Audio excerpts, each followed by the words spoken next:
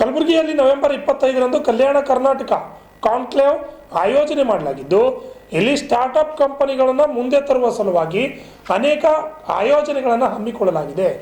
ನರೇಂದ್ರ ಮೋದಿ ಅವರು ಹೇಳಿದಂತಹ ಕೆಲಸಗಳಿಗೆ ಒಂದು ಒತ್ತನ್ನು ಕೊಡುವ ರೀತಿಯಲ್ಲಿ ಮತ್ತು ಕಂಪನಿಗಳನ್ನು ಏನು ಸ್ಟಾರ್ಟ್ಅಪ್ ಕಂಪನಿಗಳಿರ್ತವೆ ಅವುಗಳನ್ನು ಮುಂದೆ ತರುವಂತಹ ನಿಟ್ಟಿನಲ್ಲಿ ಈ ಒಂದು ಕಾರ್ಯಕ್ರಮವನ್ನು ಆಯೋಜನೆ ಮಾಡಲಾಗಿದೆ ಅಂತ ವಿಧಾನ ಪರಿಷತ್ ಸದಸ್ಯರಾದ ಶಶಿಲ್ ಜಿ ನಮೋಶಿ ಅವರು ತಿಳಿಸಿದ್ದಾರೆ. ಮಾಧ್ಯಮದವರ ಜೊತೆ ಮಾತನಾಡಿದ ವಿಧಾನ ಪರಿಷತ್ ಸದಸ್ಯರಾದ ಶಶಿಲ್ ಜಿ ನಮೋಶಿ ಅವರು ನವೆಂಬರ್ 25ರಂದು ನಡೆಯಲಿರುವ ಕಾರ್ಯಕ್ರಮದ ಬಗ್ಗೆ ತಿಳಿಸಿದರು. ಈ ಸಂದರ್ಭದಲ್ಲಿ ಭಾಗವಹಿಸಲಿರುವ ಕಂಪನಿಗಳು ಹಾಗೂ ವಿದ್ಯಾರ್ಥಿಗಳ ಬಗ್ಗೆಯೂ ಕೂಡ ಮಾಹಿತಿ ನೀಡಿದರು.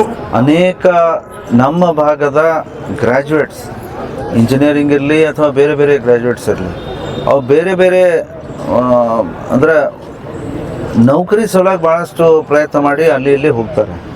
ನಮ್ಮ ಮೋದಿ ಸರ್ಕಾರ, ಮೋದಿಯವರು ಏನೊಂದು ಒಳ್ಳೆಯ ವಿಚಾರವನ್ನು ಕೊಟ್ಟಿದ್ದಾರೆ. ಒಂದು ಸ್ಟಾರ್ಟಪ್ಪನ್ನು ನೀವೇ ಯಾಕೆ ಶುರು ಮಾಡಬಾರ್ದು, ನೀವೇ ಉದ್ದಿಮೆ ಆಗ್ರಿ ಅಂತಂದು ಆ ವಿಚಾರ ಇಟ್ಕೊಂಡು ಅದಕ್ಕೆ ಏನೇನು ತಯಾರಿ ಬೇಕು, ಯಾಕಂದರೆ ಮಾರ್ಕೆಟಿಂಗ್ ಬೇಕು, ನೀವು ಮ್ಯಾನುಫ್ಯಾಕ್ಚರಿಂಗ್ ಇದ್ದರೆ ನೀವೆಲ್ಲರೂ ಆ ಪ್ರೊಡಕ್ಷನ್ ಮಾಡಬೇಕು. ಪ್ರೊಡಕ್ಷನ್ ಕಂಟ್ರೋಲ್ ಆಗಿದ್ರೂ ಆಗಿಲ್ಲ ಅಂತಂದರೆ ತೊಂದರೆ ಆಗುತ್ತೆ. ಸೇಲ್ ಸರಿ ಆಗಲಿಲ್ಲ ಅಂದರೆ ಅನೇಕ ತೊಂದರೆ. ಹೀಗಾಗಿ ಈ ಸ್ಟಾರ್ಟಪ್ ಕಂಪ್ನಿಗಳಿಗೆ ನಾನಾ ರೀತಿಯ ಸಮಸ್ಯೆಗಳನ್ನು ಉಂಟಾಗ್ತವೆ. ಇವೆಲ್ಲದರ ಬಗ್ಗೆ ಚರ್ಚೆ ಮಾಡಿ ಈ ಒಂದು ಫೀಲ್ಡಲ್ಲಿ ಇದ್ದಂಥ ತಜ್ಞರು ಮತ್ತು ಬೇರೆ ಬೇರೆ ಕಂಪ್ನಿ CEOಸ್ಗಳನ್ನು ಕರೆಸಿ ಕಲ್ಯಾಣ ಕರ್ನಾಟಕದ ಅನೇಕ ಗ್ರ್ಯಾಜುಯೇಟ್ಸ್ ಬೇರೆ ಬೇರೆ ಭಾಗದಲ್ಲಿ ಇದ್ದಂಥವ್ರು ಅವರಿಗೆಲ್ಲ ಕರೆಸಿ ಒಂದು ಕಾನ್ಕ್ಲೇವನ್ನು, ಸ್ಟಾರ್ಟಪ್ ಕಾನ್ಕ್ಲೇವನ್ನು ನಾಳೆ ಮಾಡ್ತಾ ಇದ್ದಾರೆ 25ನೇ ತಾರೀಕಿಗೆ. ಇದು ಒಂದು ಒಳ್ಳೆಯ ಇನಿಷಿಯೇಟಿವ್.